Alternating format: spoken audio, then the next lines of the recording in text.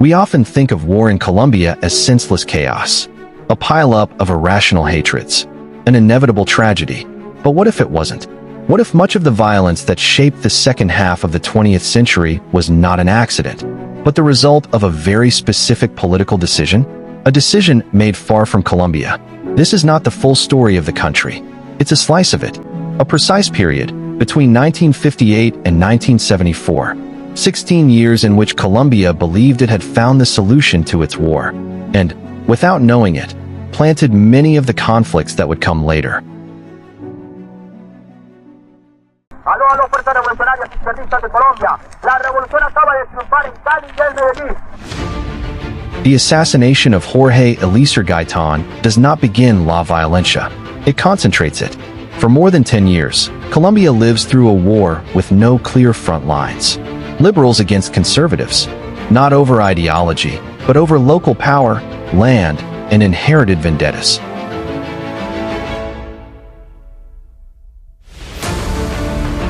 By the mid-1950s, the elites reach a brutally pragmatic conclusion. They cannot keep killing each other. Laureano Gomez and Alberto Lleras Camargo shake hands. Conservative and liberal. Decades of hatred reduced to a simple deal. Share power. A year later, in Siges, the agreement is formalized. The National Front is born, ratified by the plebiscite of December 1957. The rules are clear. The presidency will alternate for 4 terms, starting with liberal Alberto Lleras Camargo. All public offices will be split evenly. Duration, 16 years. And it works. Bipartisan violence drops abruptly. Competition disappears. Power becomes predictable. And, over time, hereditary. Last names begin to repeat. Presidents who will become grandfathers of future rulers. Peace among the elites is real. The democratization of power is not. The National Front did more than stop a war between parties. It was a limited return to democracy that, by sharing power, concentrated it in the same small circle. The Cold War mindset transforms a local public order problem into a global battlefield against communism. While Colombia closes in on itself, the world changes outside. January 1959, the Cuban Revolution triumphs. In Washington, fear becomes policy. The response, the Alliance for Progress. Development, infrastructure, credit. The official goal, modernize Latin America. The real goal, prevent more revolutions. Colombia becomes, alongside Chile, the Alliance's star model.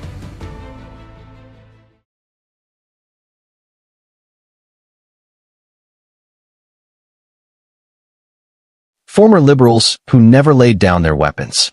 The state calls them independent republics. May 1964, Southern Tolima, Operation Marquetalia, 16,000 soldiers, with U.S. advisors, searching for 48 guerrillas. The operation does not destroy the problem. It creates it. The survivors flee into the mountains. 2 years later, the Revolutionary Armed Forces of Colombia, FARC, are born. En 1964, entonces ya creamos un programa en el que se dio a conocer a toda la opinión pública. While the survivors reorganize in the mountains, the state narrates the operation as a success. The state tried to eliminate a marginal threat and created a historic enemy. Pacificación. El objetivo principal de las Fuerzas Armadas durante el presente año estuvo orientado hacia la total pacificación del país. And it would not be the only one. The example of the Cuban Revolution inspires the rise of other guerrillas. The ELN, the EPL. That same year, Camilo Torres Restrepo dies in combat. Priest, sociologist, convinced that there was no room for social justice within the system. Que nuestros gritos no se pierdan en el vacío. Que nosotros seamos ya un ejemplo de un movimiento revolucionario disciplinado. Vamos entonces adelante. No tanto por Camilo Torres o por Martín Amaya. Vamos adelante por la revolución colombiana.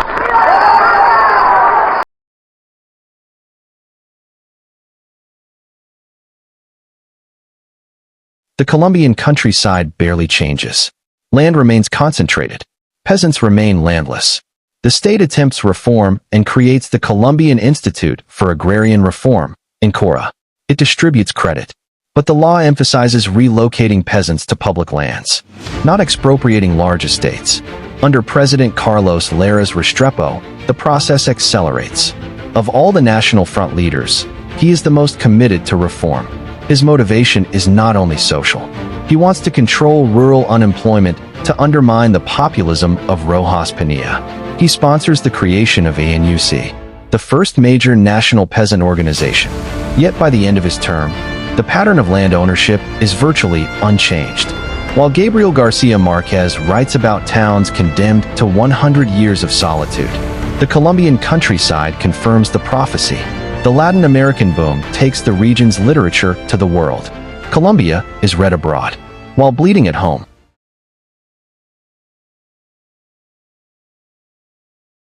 April 19, 1970. The official candidate, Misael Pastrana Barrero, faces Gustavo Rojas Pinilla, former dictator and leader of ANIPO. Early reports show Rojas with a clear lead. His supporters take to the streets to celebrate. Then the Lleras Restrepo government imposes a curfew and interrupts the vote count. When it resumes, Pastrana has won by the narrowest of margins, 40.6% to 39.0%. Fraud is never proven. Doubt is never erased. From that wound of legitimacy, the M19 is born. Not rural, urban, symbolic. By the late 1970s, it is impossible to hide the truth. The National Front has left behind a country with a renewed and complex landscape of armed resistance. Estamos debiendo la mitad de lo que el país produce. Figúrense.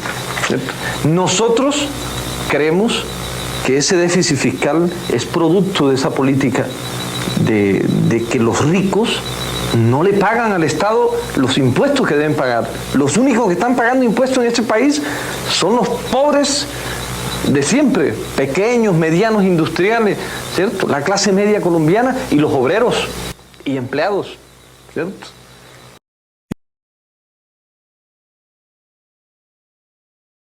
The National Front achieved what once seemed impossible, ending a civil war.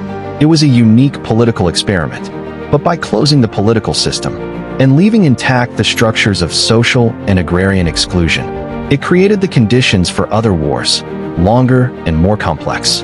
The guerrillas of the 1960s, 70s, and 80s did not emerge despite the National Front. They emerged because of it, and the question remains open. Can a solution built on order become the seed of a new conflict?